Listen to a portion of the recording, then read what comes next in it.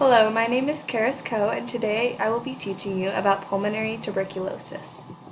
Pulmonary tuberculosis is caused by a bacteria called Mycobacterium tuberculosis. This bacteria can also cause infections in other organs, but we're going to be focusing on how it infects the lungs today.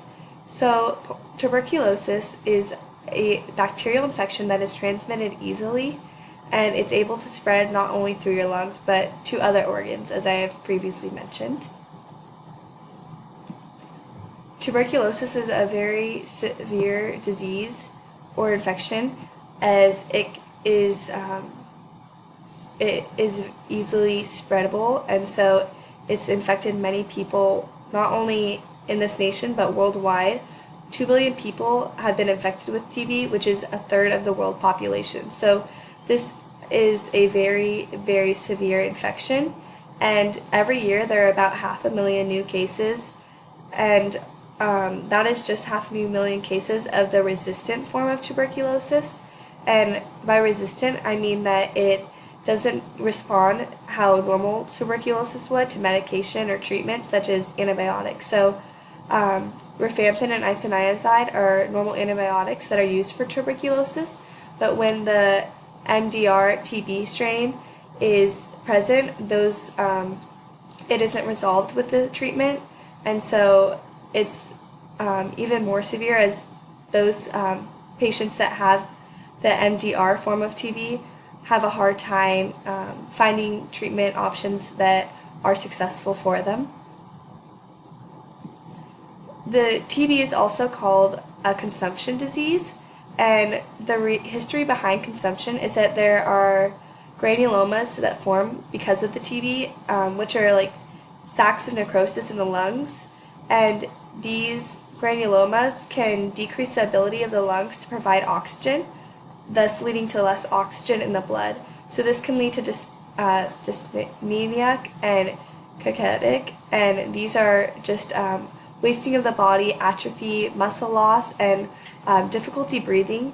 So all of these things combined make the disease almost consume the person, as they're not who they used to be.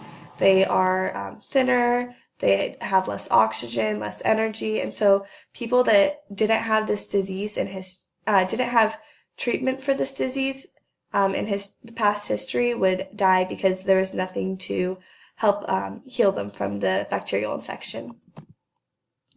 So granulomas are also called tubercles, and they are pulmonary abscesses that are made of infectious material, which is caused by necrosis within the lungs, and it's a combination of macrophages and collagen that combine, forming these, and they can also become hardened, as calcium comes involved with both of those as well. So these can also be seen in an X-ray, which is also called a chest röntgenograph, and as you can see, and where the arrows are pointing, those are actually granulomas, which are caused by TB.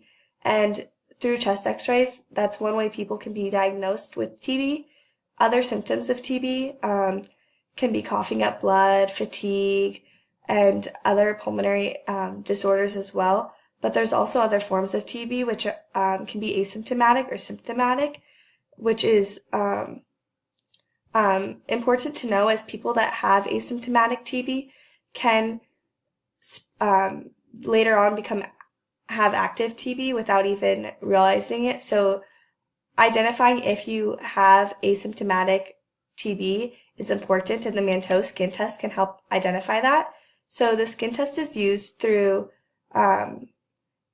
injecting antibodies into a person's arm, and they're injected intradermally, so just below the skin, and they where the dot is in that arm is actually where the injection took place, and if there is swelling or non-swelling, that can show healthcare professionals whether this person could possibly have TB or whether they're free of TB, and so a false positive can also occur, and if that does occur, a patient will need to perform other diagnostics tests to prove that they are indeed free of TB. So other tests they could do would be the chest x-ray that was previously mentioned, and even blood work.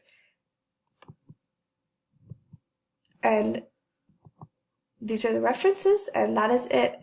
So TB, in summary, is a bacterial infection caused by a bacteria called Mycobacterium tuberculosis, and it is extremely contagious and spreadable, which is why the man-toe test, which is the skin test, and other diagnostic tests are vital. And it is also important that patients are able to find treatments, whether they have a resistant form of TB or a non-resistant form. Antibiotics can very likely help relieve their symptoms and get rid of the bacterial infection, helping get rid of the troubled breathing and the atrophy and the weight loss. So that's a little bit about Mycobacterium tuberculosis and how that leads to pulmonary tuberculosis. I hope you enjoyed. Thank you.